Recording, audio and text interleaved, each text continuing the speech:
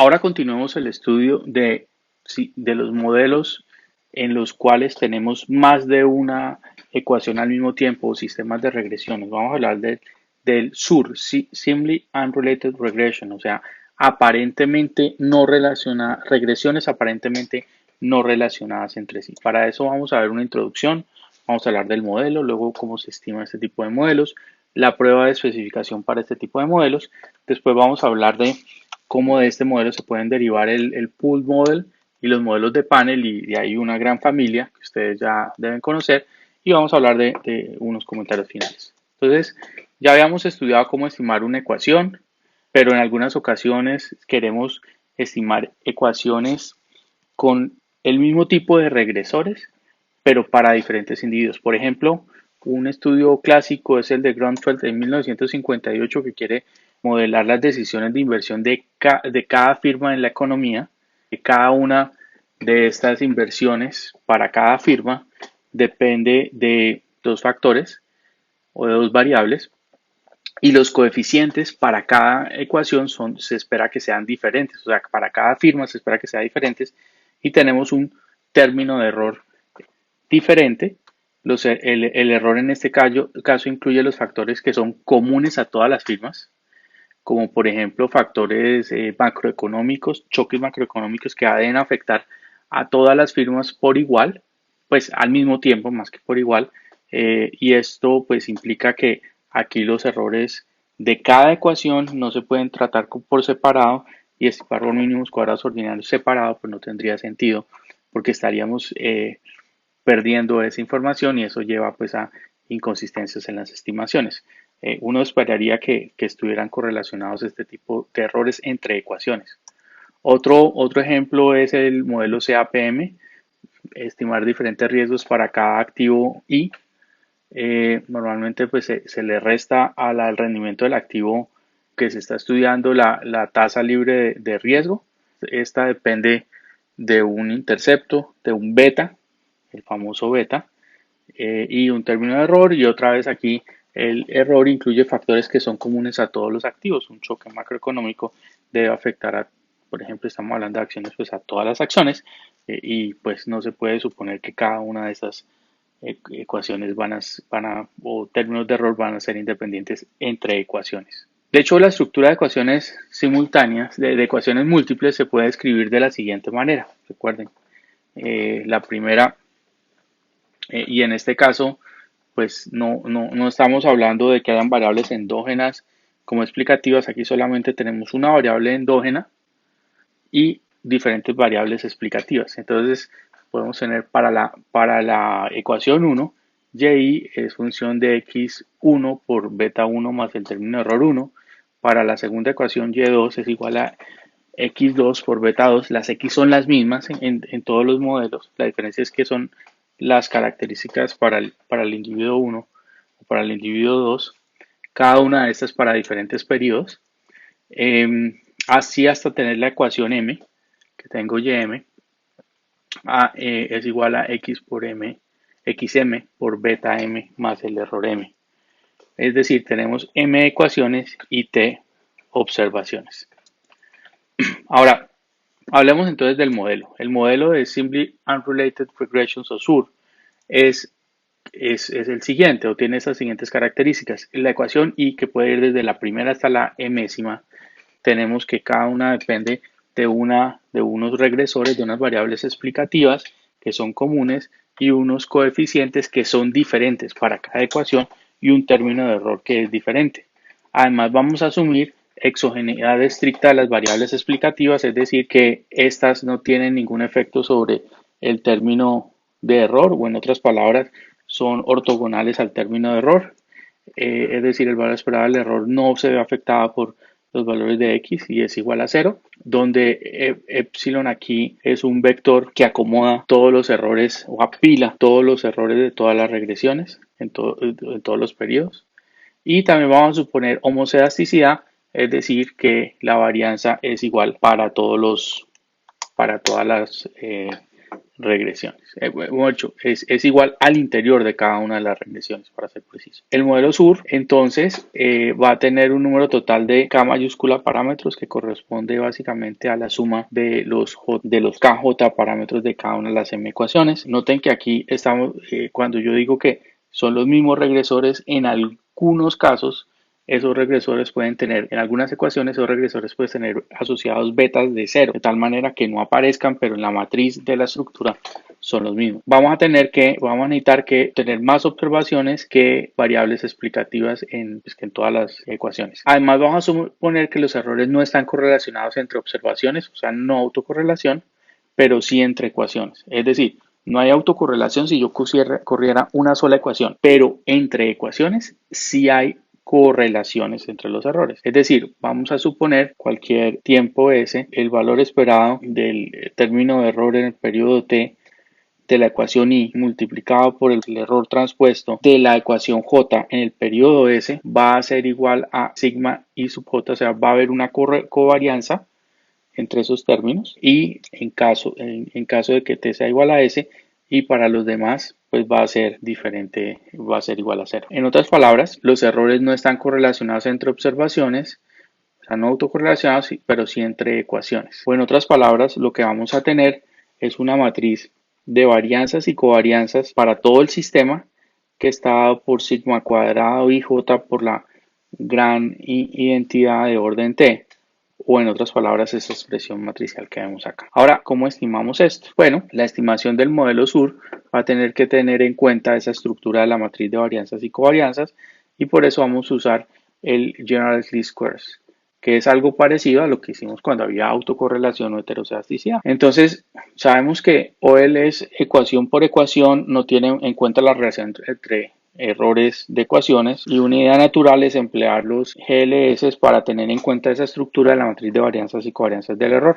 Y el modelo se puede escribir como parecido a un modelo de regresión múltiple, es decir, podemos apilar las Y's, o sea, primero tenemos las Y's de la primera ecuación, luego las Y's de la segunda ecuación y así sucesivamente hasta hacer un gran vector de Y's y luego construir una gran matriz X en la que en la primera fila, primera columna están los regresores de la primera ecuación y en esa fila son puras matrices de ceros. Luego en la segunda posición, después de las primeras T observaciones que corresponden a la primera ecuación, vamos a tener luego ceros, una matriz de ceros y aparece ahí los regresores de la segunda ecuación y el resto ceros y así sucesivamente. Y en el caso de los betas vamos a apilar los betas, o sea, primero vienen los betas de la primera ecuación, debajo la de la segunda ecuación y así sucesivamente. Y lo mismo hacemos apilando los errores, es decir, si ustedes notan hemos hecho un truco de álgebra matricial para escribir m ecuaciones como si estuviéramos corriendo una sola regresión y igual a x por beta más el error. En particular, aquí vamos a tener que la matriz de varianza y covarianza del error tiene una forma muy conveniente, es decir, la varianza del primero, la covarianza entre el primero y el segundo, y en la diagonal todas las varianzas y por fuera las covarianzas. Entonces, el término de error de esta gran forma de escribir este sistema que recoge todas las ecuaciones, que sería omega, ese omega es sigma por el producto Kronecker con la identidad correspondiente. Además, vamos a tener que omega a la menos 1 pues corresponde a sigma a la menos 1 por el producto Kronecker de la identidad. Entonces, ahora la estimación de GLS corresponde a nuestro amigo conocido x transpuesta omega a la menos 1, x a la menos 1, x transpuesta omega a la menos 1, y, que pues si reemplazamos omega a la menos 1, pues obtenemos la siguiente expresión. Y todas las propiedades del estimador GLS que estudiamos antes se aplican ahora para este estimador. Pero aún así hay un pequeño detalle aquí y es pues cómo estimamos que siempre aparece con los GLS. Existe un problema porque en este caso la matriz sigma es desconocida y entonces tendríamos que buscar algún tipo de feasible GLS para hacer esto operativo. Sellner en 1962 propuso un estimador de feasible GLS eficiente, es decir, una forma de estimar la matriz sigma. Yo no voy a entrar en ese detalle, lo pueden ver en el libro texto. Ahora, entonces, pues, ¿cómo estimamos el SUR? usando un Feasible GLS que tenga en cuenta esa estructura de la matriz de varianzas y covarianzas entre los errores de las ecuaciones, que no van a ser independientes entre sí porque estamos suponiendo que los choques que afectan a una ecuación también afectan a otra ecuación. Ahora, siempre pues tenemos que preguntarnos si el modelo que estoy usando es un modelo adecuado para la situación que tengo al frente. Es decir, no por el hecho pues de que yo conozco un modelo más sofisticado implica que la realidad tenga que comportarse así, y debemos probar si pues mi modelo es un buen modelo para representar la realidad del Data Generating Process que, valga la redundancia, generaron los datos. Entonces, para eso hay una prueba de especificación para los modelos SUR que es bastante intuitiva y, como decía, en ocasiones será necesario determinar si los elementos fuera de la diagonal son ceros o no. Es decir, pues saber si realmente tiene sentido usar un Feasible GLS para los SUR o simplemente si son cero, pues eso significa que no están relacionadas las ecuaciones, es decir, por ejemplo, covarianza 1, 2 es 0, pues significa que no hay relación entre la ecuación 1 y la ecuación 2. Y en ese caso, pues es mejor entonces emplear OLS ecuación por ecuación. Entonces, si se supone normalidad, entonces podemos usar un estadístico de razón de verosimilitud que es muy parecido a los que conocemos, o sea, un corte de tipo de prueba de Walsh, en el que tenemos básicamente el logaritmo del determinante de la matriz de varianzas y covarianzas del modelo restringido. El modelo restringido es básicamente el OLS y un modelo sin restringir, que es y la matriz de varianza y covarianza del modelo sin restringir, que es en nuestro caso es el modelo más general, que es el SUR.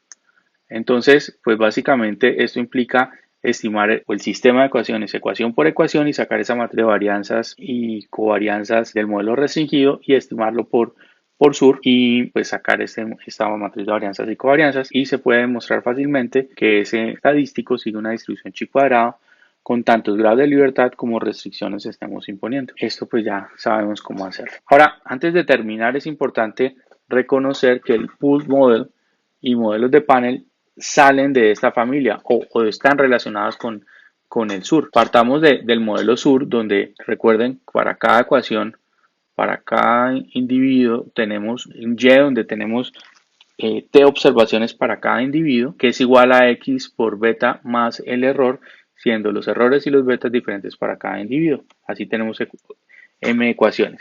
Si suponemos que los coeficientes son iguales para todas las regresiones, entonces noten que lo que tenemos es un Y igual a X1 más beta 1 más el error, sería igual para todas las ecuaciones. Es decir, pues si nos ponemos a reflexionar, pues ya no tendríamos ningún tipo de subíndice Y. Y ese es el que se conoce como el pooled model. Es decir, un modelo de regresión múltiple empleando todos los datos sin tener en cuenta el subíndice, y se puede emplear OLS con los datos pool si el modelo es de este tipo.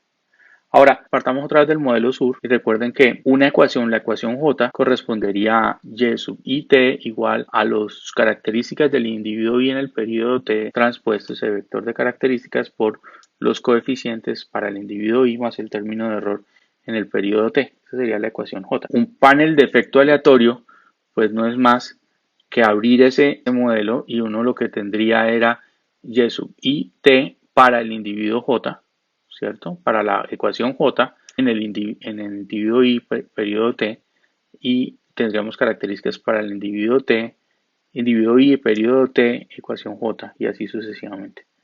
Es la forma de escribir el panel. Un panel con efecto aleatorio y un panel con efecto fijo, pues tendría esta forma. Noten que pues es un pasito del modelo SUR, y de ahí pues en adelante aparecen los otros tipos de modelos de panel que ustedes conocen. Es decir, el modelo SUR, noten que es como una transición de estimar ecuaciones separadas, en las cuales no tenemos en cuenta la estructura o el efecto que tengan los errores de una ecuación sobre otra.